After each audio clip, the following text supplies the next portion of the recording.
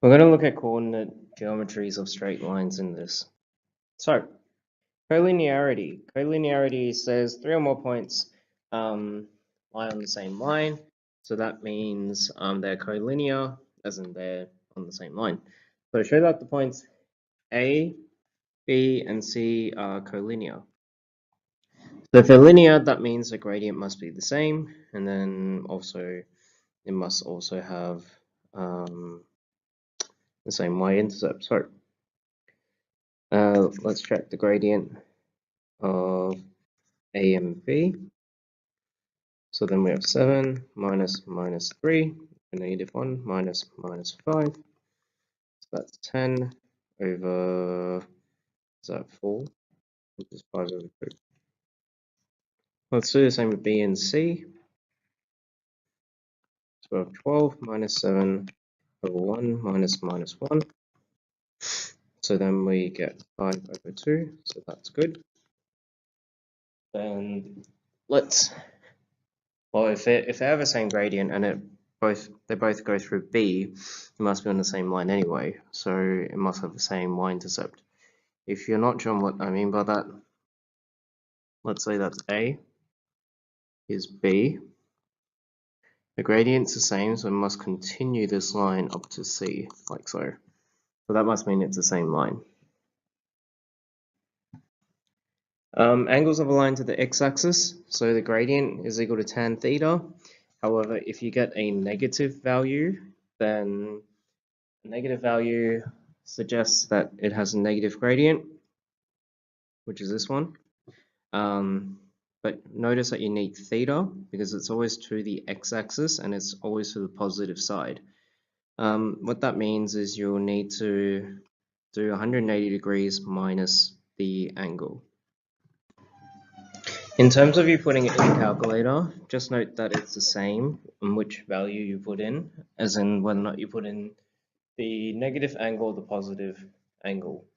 So what I mean by that, if you have theta being negative 45 degrees, then doing 180 minus 45 will give you 135.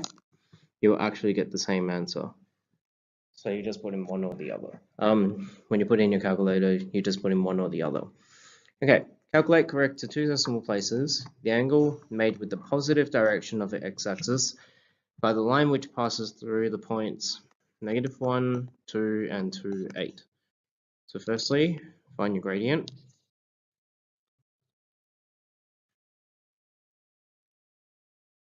Which is 2.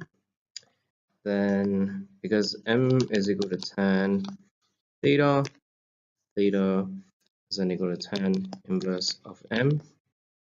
So then we're putting in tan inverse of 2. Putting that in the calculator should give you 63 point, we want two decimal places, 63.43 degrees. B, calculate the angle of inclination with the horizontal made by a line which has a gradient of -0.6. So again, theta equals tan inverse of -0.6. Putting that in the calculator, -30.96 degrees. However, remember we need to do 180 minus it because we have a negative angle and we want it to the positive side. So then we get 180 minus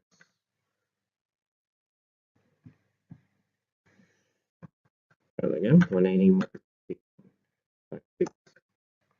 gives us 149.04 degrees. Alright, C. Obtain the equation of a line which passes through the point 5,3 and an angle of 45 degrees to the horizontal. So find the gradient of tan 45 degrees, which is 1. Then sub in your point. Y minus 3 equals to x minus 5 multiplying by 1. So then we will get y equals to x minus 2. Alright, parallel lines and perpendicular lines. So parallel lines always have the same gradient, right here, m1 is equal to m2. Perpendicular lines, m of the perpendicular line is equal to -1 over the original gradient. So, state the gradient of a line which is parallel to 2y minus 5x equals to 4. Rearrange that, we get 2y equals to 5x 4. Y is equal to 5 over 2 plus 2. So then we want parallel, so the gradient is equal to 5 over 2 because it's the same. If it's perpendicular, we have y equals 2 x plus 2. You might notice the equation is the same. And the gradient is -1 over 5 over 2. Now, if you have a fraction over a fraction, you need to read this in order. You have -1. Remember that line means divide. So you have -1 divided by 5 over 2. Whenever you're dividing by fractions, remember you keep the first one, so that's a -1. Change the divide to a times, and then you flip the last one. So keep change flip. Alright, B. Show that the lines y equals to 4x and y equals -2.5, -0.25x are perpendicular. So simply multiply the gradients, and you'll get a -1. That's enough proof that it's perpendicular. Determine the equation of a line through the point 1, 1 perpendicular to the line y equals to -3x minus 9. Firstly, always find the gradient. It's -1 over, in this case, -3, so we have 1 over 3.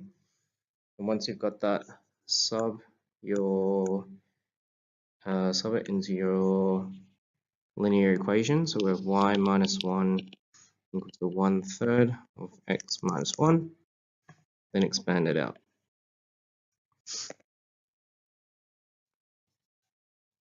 And then simplify.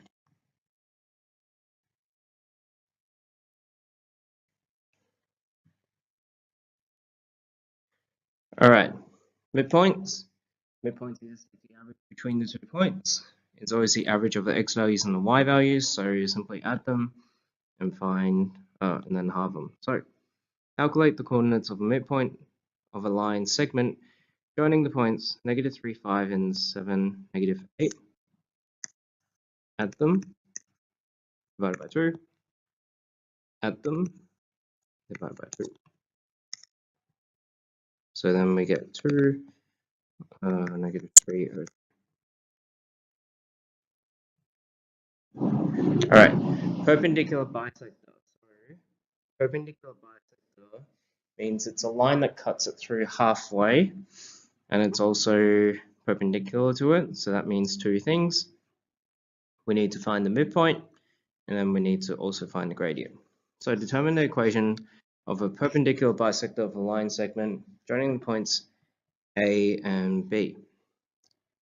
So we know it's halfway on the points, so let's find the midpoint.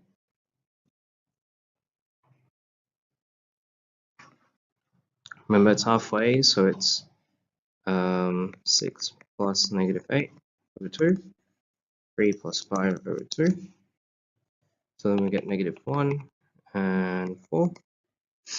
Once we found the midpoint, we then need the gradient, because we're going to use that gradient to find the equation of the line. So gradient of AB,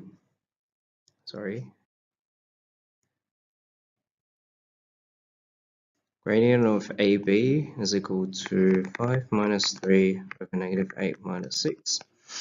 So that is 2 over -14, or -1 over 7.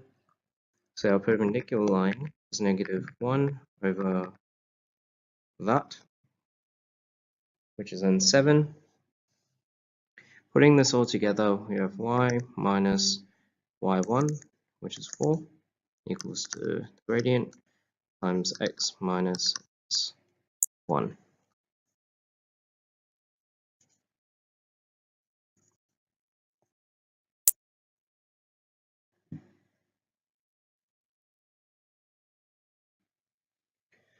Right, the length of a line segment. So length of a line segment, this is actually just Pythagoras.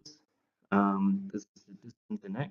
This is the distance in. Whoa, sorry, my pen went a bit funny. This is the distance in y. So find your two distances and then just use Pythagoras to figure it out. So calculate the length of a line segment between points A and B. So the distance is y2 minus y1. Sorry, x2 minus x1. And square it because it's Pythagoras, remember. And then y2 minus y1 squared. So then we get 3 squared plus 8 squared. And that gives us 8.54 units. Now, if you do get any negatives inside the bracket, they do become positive. So, sorry, like if you end up having, oh my god, okay. If you end up getting -8 squared, just remember that does become positive. Because it's -8 times -8, then we get the negatives cancel, so that's actually effectively the same as 8 squared. So don't forget to change any negatives if necessary.